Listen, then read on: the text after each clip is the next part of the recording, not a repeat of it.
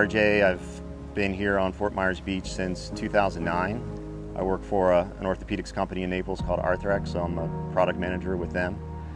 So, I grew up in Florida on the water down in Naples, and early on, it's like you said, we hear about these storms all the time. We've been through them. They kind of hype them up a little bit on the news, so we don't take it, we take it seriously, but we don't go overboard with it.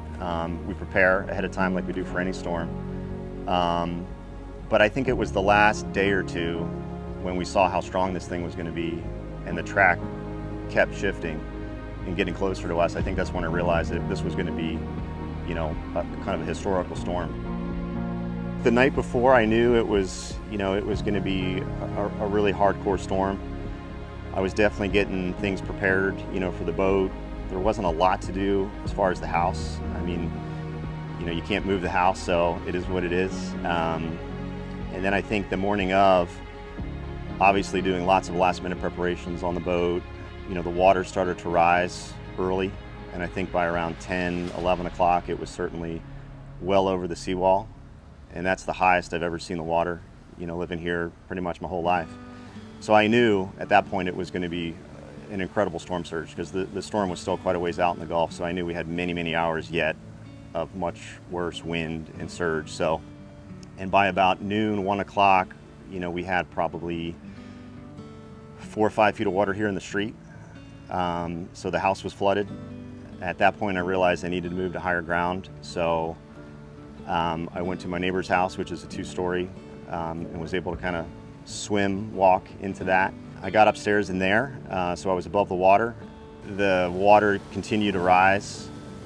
And, I remember being up in the 2nd story looking out the balcony back at my house, which was flooded, and looking at my boat tied to the dock, to the boathouse.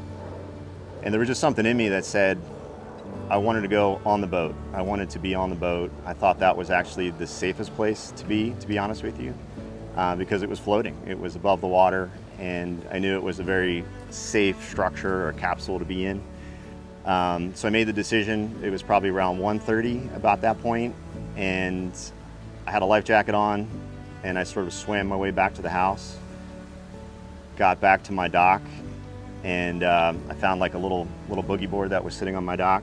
Yeah, I just kind of made a swim for it. And, it was pretty wild because the water was flowing, really strong down the canal. There was a lot of debris.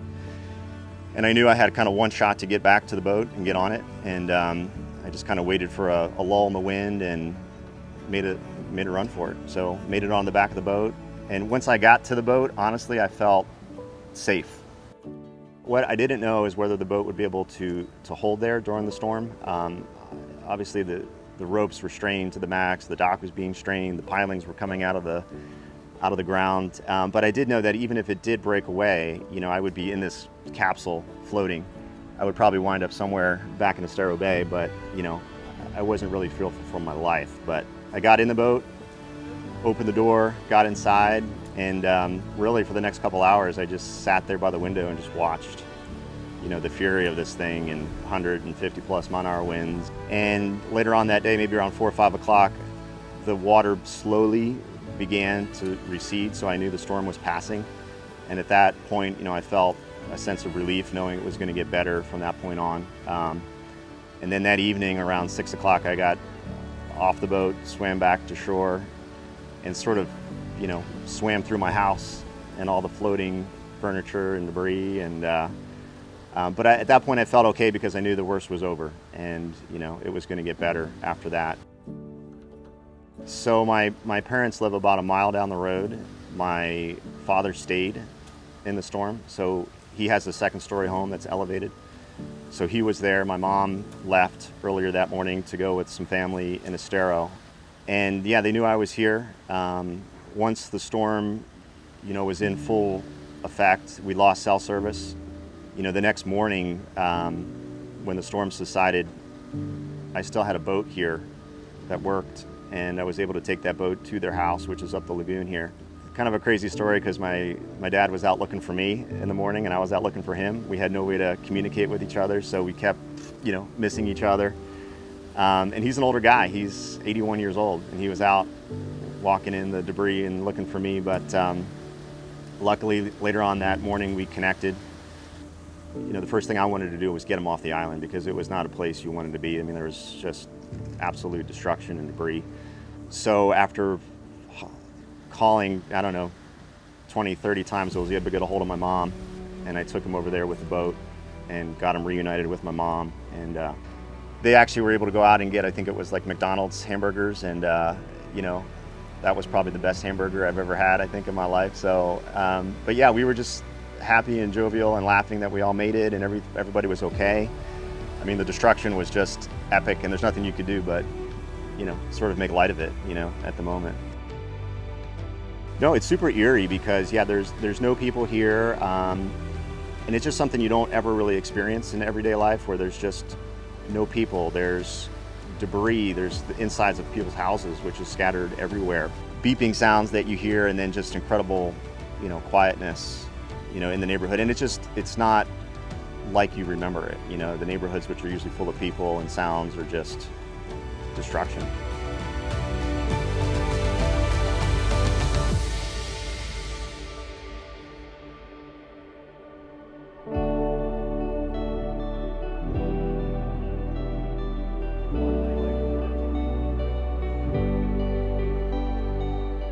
Well, I can say after the storm, there was a few of us that stayed here on the street, some of my neighbors, and many of them I never talked to. And for those that stayed, afterwards, like, we binded together. I mean, we became an unbelievably close family and sort of had like a connection, like we went through a war together. These people who I never talked to before, I would say, are as close to family as you could get. Like, we had a special experience and we all, you know, helped each other out. You know, luckily the boat survived, and you know, it's kind of like a little mini RV. So I've got a generator, I've got a water tank, I've got, you know, a little shower. You know, the other crazy thing was everybody's house literally like blew apart. So there was, you know, pantries and things floating in the water. So you could find, I found a loaf of bread, you could find, you know, you name it, just stuff floating by or on the street. So you could sort of collect food. Sounds crazy. Yeah, and that's kind of how we made it. You know, for me, even after all the destruction, it's like I drive out of here at night and I see the sun set over the Gulf, and it's like, you know what? It's worth being here, every minute of it. So for me, even as bad as the destruction is, and it's still a beautiful place. I love it here. I'm going to rebuild, and I always will.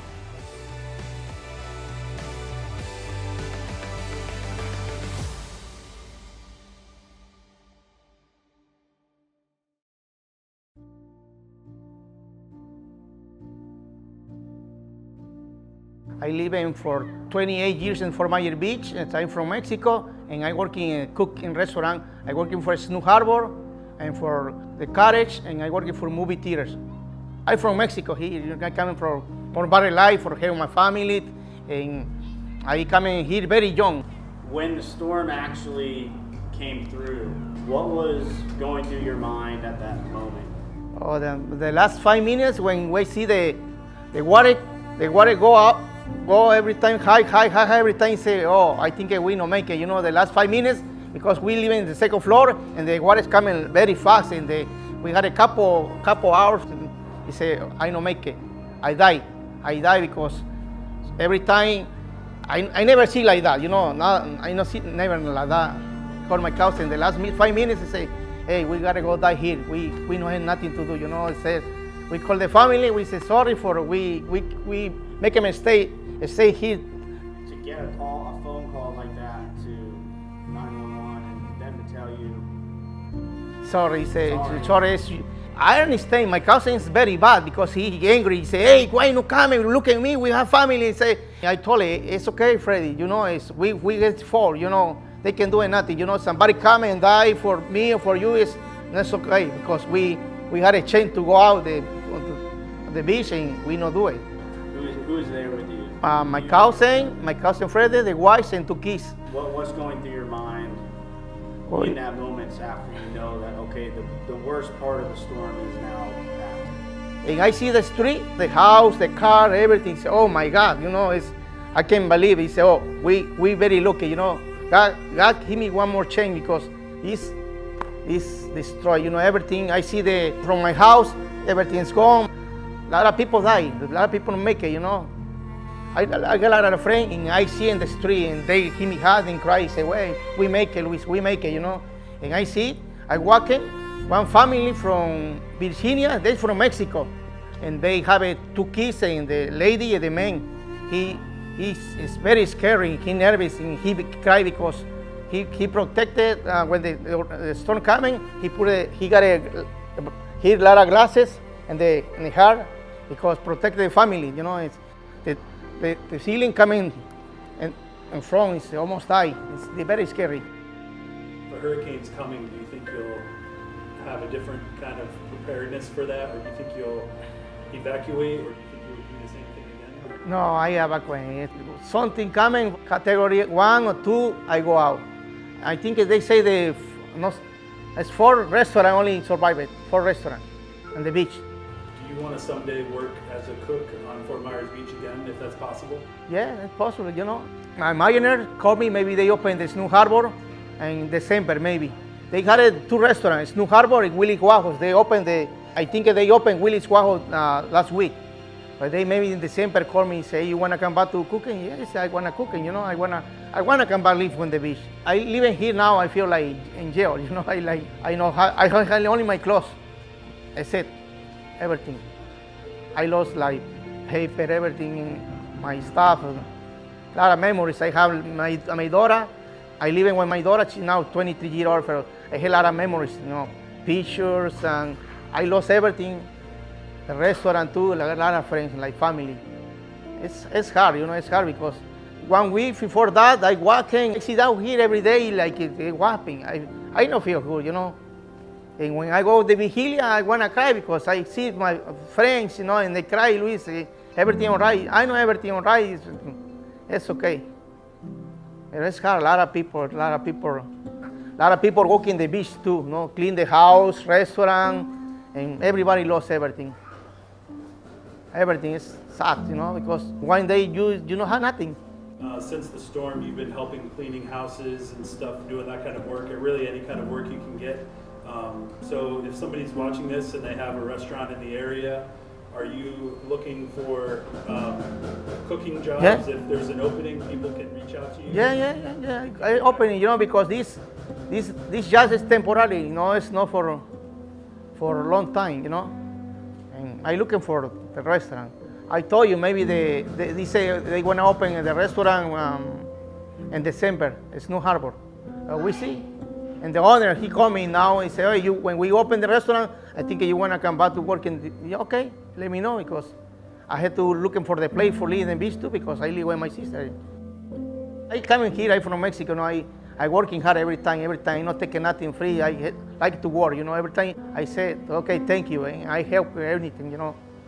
And now it's hard, you know, you have to take a couple of days for, you think what happened, what's going on, because you have your hand like that because you lose everything, you know.